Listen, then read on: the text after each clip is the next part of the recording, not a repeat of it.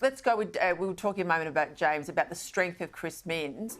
Down in Victoria, police say that they're powerless to do anything, that they can't do anything other than put more police on the street. We know there's a lot of police planned for Sunday and Monday.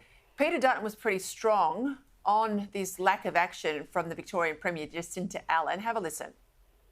What is the justification for the Premier here not to do everything at her disposal to stop these protests from taking place? She was part of a government that deployed the police force here in Victoria during the course of COVID to enforce the rule of law. And I think the Victorian Labor Party should have the same resolve in relation to this issue. Now, the Premier clapped back with this. In terms of responding to the divisive, untrustworthy responses from the federal leader of the Liberal opposition, I'm not going to do that. My focus is on supporting community safety, supporting Victoria Police. Now, for a long time, James, Victoria's been urged to have the scheme you've got in New South Wales about permits and protests. They've never done that. The Attorney General, the Shadow Attorney General, in Victoria, Michael O'Brien, the Liberal, he has pointed out they've already got enough laws on the books to prevent these protests. There's the Unlawful Assemblies and Processions Act. The police could use this to stand down protesters. Clearly they choose not, or the government doesn't back them to do this. I think Australians have had a gutful of what we've seen on the streets most Sundays for the past year.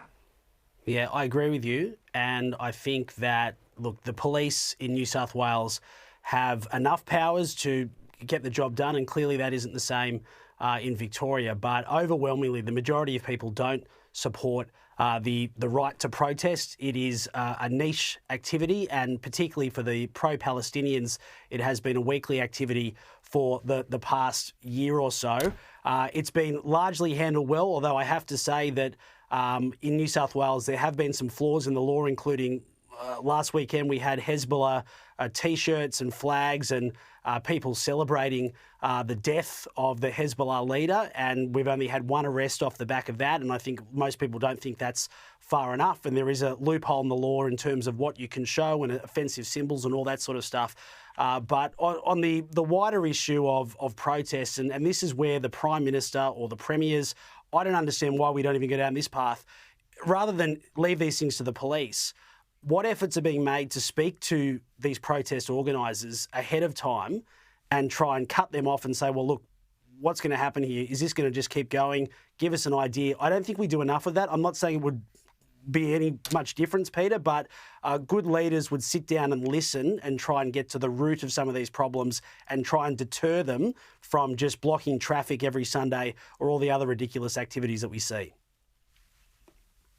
Yeah, I think it's become a real tool, a weapon, a real tool of the left, the hard left in Australia. It's no longer the free speech right that we thought it was. I'll leave it there, come back to it, of course, on Monday. Thank you, gentlemen.